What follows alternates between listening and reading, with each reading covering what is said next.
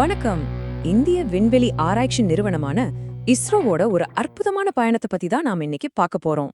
ஒரு சின்ன தொடக்கத்துல இருந்து இன்னைக்கு உலக அளவுல விண்வெளி துறையில ஒரு பெரிய சக்தியா இந்தியா எப்படி வளர்ந்ததுங்கிற கதையை தான் நாம பார்க்க போறோம். வாங்க உள்ள போலாம். முதல்ல நாம ஒன்னு புரிஞ்சுக்கணும்.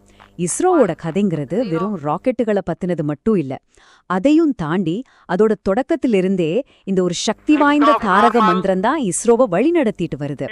அதாவது விண்வெளி தொழில்நுட்பத்தை நாட்ட வளர்ச்சிக்கும் நம்மள மாதிரி சாதாரண மக்களோட வாழ்க்கைக்கும் எப்படி பயன்படுத்தலாம் அப்படிங்கறதா அதோட அஸ்திவாரமே.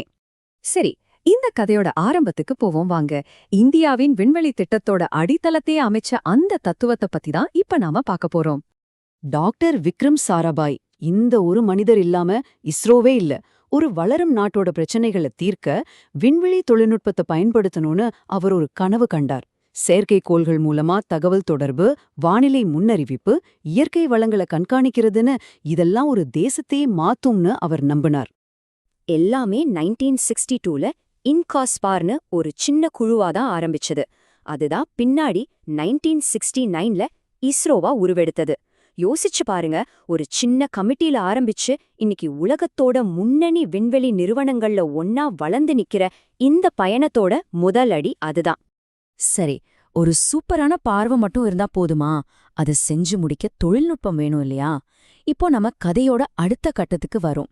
அதாவது இந்தியா எப்படி தனக்கு தேவையான ராக்கெட் தொழில்நுட்பத்தை தானே உருவாக்கி விண்வெளியா அடைஞ்சதுன்னு பார்க்கலாம். இந்தியாவோட ராக்கெட் தொழில்நுட்ப வளர்ச்சிங்கிறது ஒரு அசாத்தியமான கதை.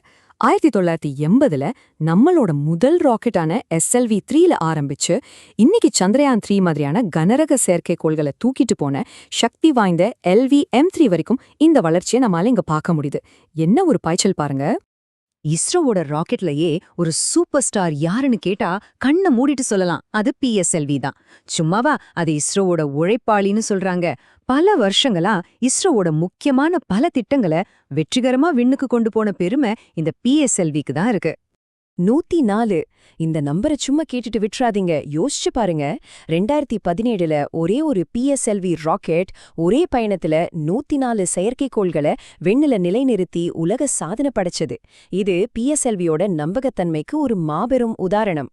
சரி, ராக்கெட்டுகளை செஞ்சாச்சு. அடுத்தென்ன? அத வச்சு பிரபஞ்சத்தோட ரகசியங்களை ஆராய வேண்டாமா? வாங்க இப்போ இஸ்ரோவோட மிக அற்புதமான சில கிரக பயணங்களை பத்தி பார்க்கலாம். இங்கதான் கதை இன்னும் சுவாரஸ்யமா ஆகுது. இந்த காலக்கோடு இஸ்ரோவோட வரலாற்று சாதனைகளோட ஒரு ஹைலைட்ஸ் மாதிரி. 2008ல நிலவில தண்ணி இருக்குன்னு கண்டுபிடிச்ச சந்திரயான் 1, 2013ல முதல் முயற்சியிலேயே செவ்வாய தொட்ட மங்கள்யான், அப்புறம் உலகமே கொண்டாடின 2023ல நிலவோட தென்துருவத்துல கால் பதிச்ச சந்திரயான் 3. இதுல ஒவ்வொன்னுமே ஒரு மைல்கல். மங்கள்யான் பத்தி ஒரு சுவாரஸ்யமான விஷயம் தெரியுமா? இதுநாள் வரைக்கும் செவ்வாய் கிரகத்துக்கு அனுப்பப்பட்ட திட்டங்கள்லயே ரொம்ப செலவு குறைவானது மங்கள்யான் தான். பல ஹாலிவுட் படங்களோட பட்ஜெட்டை விட இது கம்மி. இதுதான் நம்மளோட சிக்கனமான கண்டுபிடிப்புக்கு ஒரு சிறந்த உலகளாவிய எடுத்துக்காட்டு. சந்திரயான் 3 வெற்றியின் மூலமா இந்தியா ஒரு ஸ்பெஷல் கிளப்ல சேர்ந்தது. அமெரிக்கா, ரஷ்யா, சீனாவுக்கு அப்புறம் நிலவுல வெற்றிகரமா விண்கலத்தை இறக்குன உலகின் 4வது நாடுங்கிற பெருமையை இந்தியா பெற்றது. இது ஒரு மிகப்பெரிய வரலாற்று சாதனை. ஆனா இதுல மிக முக்கியமான பாயிண்ட் இதுதான்.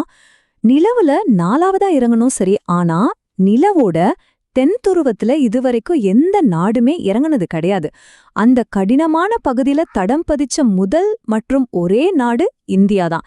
இது இஸ்ரோவோட துணிச்சலையும் தொழில்நுட்ப திறமையும் காட்டுது. இஸ்ரோவோட சாதனைகள் வெறும் நிலவு, செவ்வாயோட முடியல, நம்ம பூமி மேலயும் இருக்கு. நாவிக்னு கேள்விப்பட்டிருக்கீங்களா? இது நம்ம இந்தியாவுக்கான சொந்த GPS சிஸ்டம் மாதிரி. இது நம்ம நாட்டுக்கு ரொம்ப துல்லியமான இடத்தை காட்டுற சேவைகளை வழங்குது. இந்த நாவிக் அமைப்புல மொத்தம் 7 செயற்கைக்கோள்கள் இருக்கு. இது இந்தியா முழுசும் கவர் பண்றது மட்டும் இல்லாம நம்ம எல்லைகள்ல இருந்து 1500 கிலோமீட்டர் தூரம் வரைக்கும் சேவைகளை கொடுக்குது. இது தற்சார்பு பாதையில இஸ்ரோவோட இன்னொரு பெரிய பாய்ச்சல். இஸ்ரோவோட கதைங்கிறது வெறும் கடந்த காலத்தை பத்தினது இல்ல, அது எதிர்காலத்தை பத்தினதும் கூட. சரி, இனிமே என்ன? இந்தியாவின் விண்வெளி திட்டத்தோட அடுத்த கட்டம் என்னன்னு பார்க்கலாம் வாங்க. இஸ்ரோவோட அடுத்த பெரிய கனவு ககன்யான் திட்டம். இதன் மூலமா இந்தியர்களை இந்திய ராக்கெட் மூலமா விண்வெளிக்கு அனுப்ப இஸ்ரோ தயாராகிட்டு இருக்கு. இது இந்தியாவின் விண்வெளி பயணத்துல ஒரு புத்தம் புதிய சகாப்தத்தை உருவாக்கும். 2023ல கொண்டு வந்த புதிய விண்வெளி கொள்கை இந்தியாவோட விண்வெளித்துறையில ஒரு கேம் சேஞ்சர்னு சொல்லலாம். முன்னெல்லாம் ஆராய்ச்சி பண்றதுல இருந்து ராக்கெட் விடுற வரைக்கும் எல்லாத்தையும் இஸ்ரோவே பாத்துக்கிட்டது. இனிமே இஸ்ரோ அதிநவீன ஆராய்ச்சியில கவனம் செலுத்தும். அதே நேரத்துல ராக்கெட் தயாரிப்பு மாதிரியான வேலைகள்ல தனியார் நிறுவனங்கள் முக்கிய பங்கு வகிப்பாங்க. இது ஒரு புதிய அத்தியாயத்தோட தொடக்கம்.